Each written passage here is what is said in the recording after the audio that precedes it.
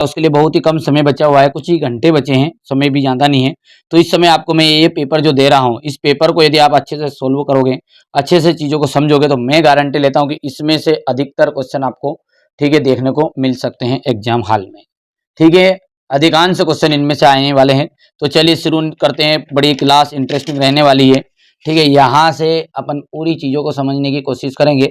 देखिए, परमाणुओं के कक्षकों में इलेक्ट्रॉनों का भरना किस नियम में आता है?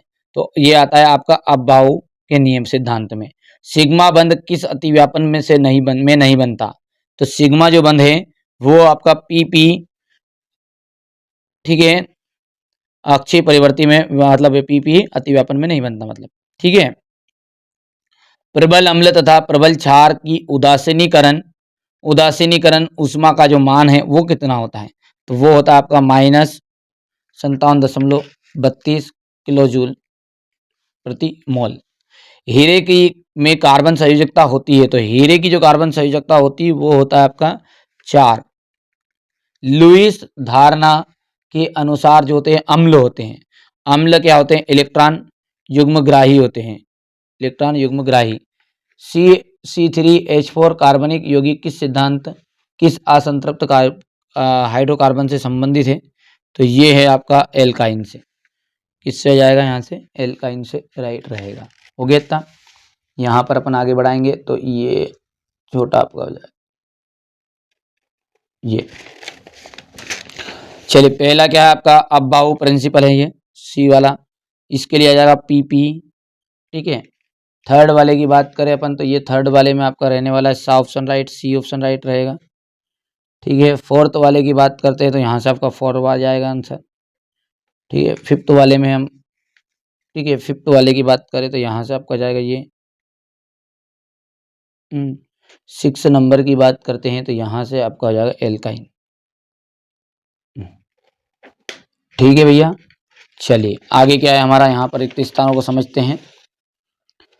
अब देखिए क्वेश्चन नंबर जो 2 है आपका, उसमें रिक्त स्थान है। 12 ग्राम कार्बन में परमाणु की संख्या होती है तो 6.022 इंटू 10⁻23। पी कक्षक के लिए मुख्य क्वांटम संख्या n इज इक्वल टू 3, तो का जो मान है वो कितना होगा? तो 1 होगा यहाँ पर।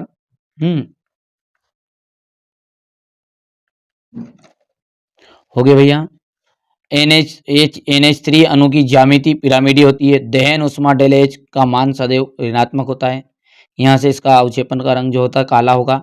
CNG कंप्रेस्ड नेचुरल गैस आ जाएगा यहाँ से। फिलिंग द ब्लैंक्स को देख लीजिए, यहाँ से कर लोगे आराम से। और क्वेश्चन नंबर जो थर्ड है सत्य सत्य है आपका ये, तो थोड़ा सा इसको अपन आगे करते हैं यहाँ से। चलिए, यहाँ से सत्य सत्य का जो पहला है वो आपका ट्रू है। ठीक है, दूसरा की हम बात करें तो ये आपका फाल्स रहेगा। ठीक है, तीसरा जो है आपका यहाँ पर, ठीक है, तीसरा क्या कह रहा है आपका? एंथैल्पी डेल H है का मान ऋणात्मक था, तो उष्मा शोषी अभिक्रिया होती है क्या? अभिक्रिया उष्मा शोषी होती है, तो ये आपका यहाँ पर उष्मा क्षेपी अभिक्रिया होगी। ये बात भी आपकी गलत है, उष्मा क्षेपी आ जाएगी। और यहाँ से फोर्थ वाले में ये ट्रू है आपका, और फिफ्थ में आपका रहने वाला ये असत्य, और 6 नंबर में आपका देखते हैं यहाँ से हो जाएगा ट्रू।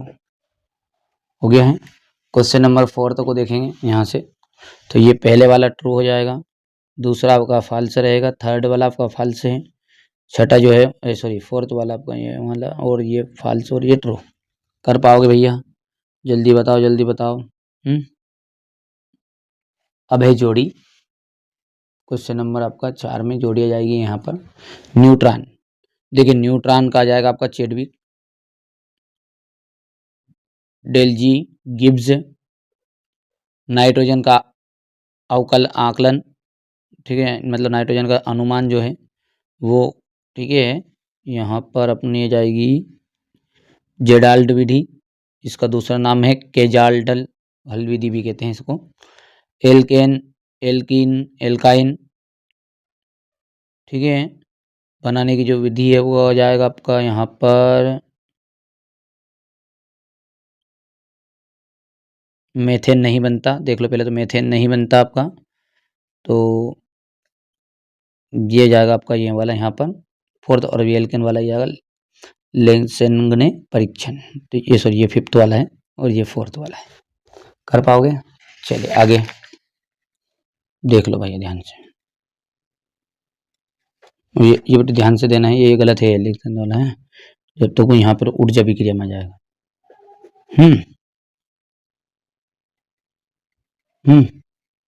हो गया। तो ये हो जाएगा आपका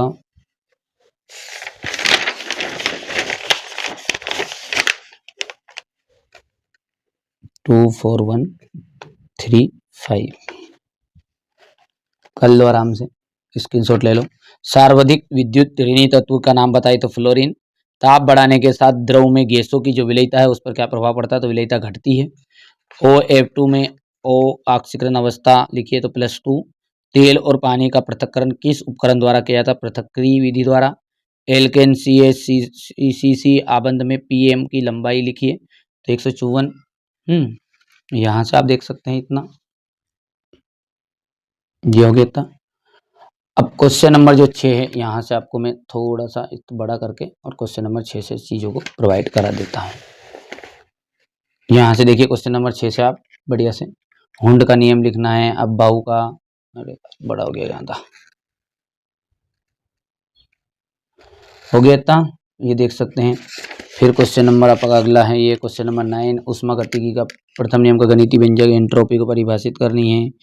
ठीक है, यहाँ से न्यूमेरिकल क्वेश्चन की तरह रहेंगे ये क्वेश्चन नंबर 11 IUPAC दा। जी क्वेश्चन नंबर 12 हो गया। सीमांत अभिकर्मक को परिभाषित करिए। आधुनिक आवर्त नियम को लिखना है। आयनन एंथैल्पी को परिभाषित कीजिए। CP/CV में संबंध स्थापित कीजिए।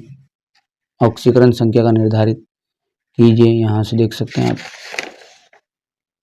हो गया। सिग्मा और पाई बंध में अंतर, प्रेरणिक प्रभाव या इलेक्ट्रोमेरिक प्रभाव में कोई 4 अंतर बताना है प्रेरणिक प्रभाव में। संकरण की परिभाषा लिखनी है, 2 आवश्यक शर्त लिखनी है। हक्कल का नियम लिखना है। एरोमेटिकता को प्रदर्शित करने वाले आवश्यक शर्त लिखनी है। वुड्ज समीकरण, तो ये केवल समीकरण लिखिएगा यहाँ पर,